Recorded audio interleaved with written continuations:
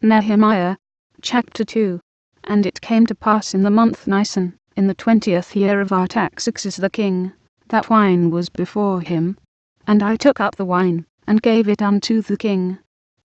Now I had not been beforetime sad in his presence. Wherefore the king said unto me, Why is thy countenance sad, seeing thou art not sick? This is nothing else, but sorrow of heart. Then I was very sore afraid, and said unto the king, Let the king live forever.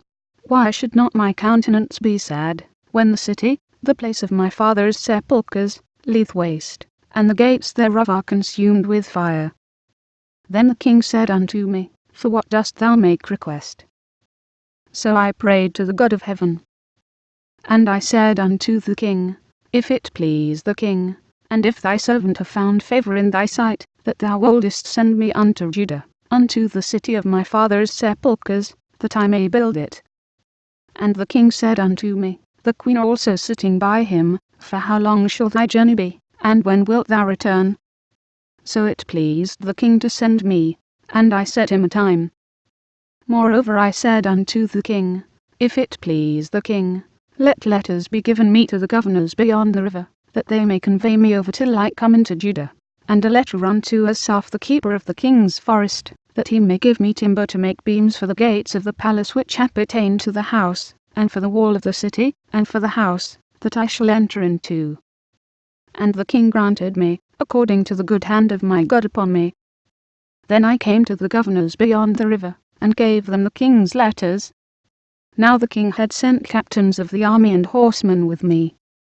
When Sanballat the Horonite, and Tobiah the servant, the Ammonite, heard of it, it grieved them exceedingly, that there was come a man, to seek the welfare of the children of Israel. So I came to Jerusalem, and was there 3 days.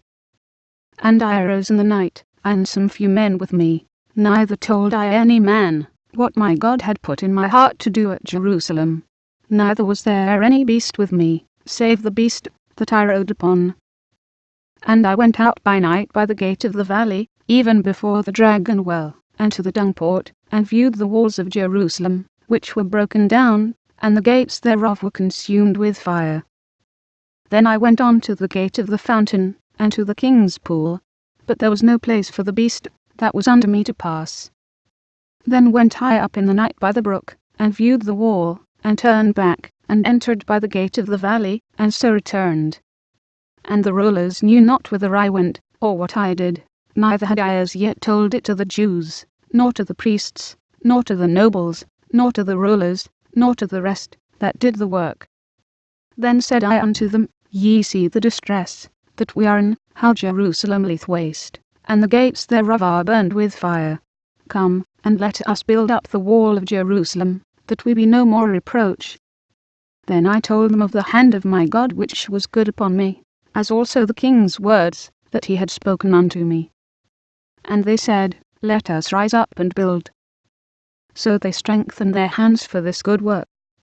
But when Sanballat the Horonite, and Tobiah the servant, the Ammonite, and Geshem the Arabian, heard it, they laughed us to scorn, and despised us, and said, What is this thing that ye do? Will ye rebel against the king? Then answered I them, and said unto them, The God of heaven, he will prosper us. Therefore we his servants will arise and build. But ye have no portion, nor right, nor memorial, in Jerusalem.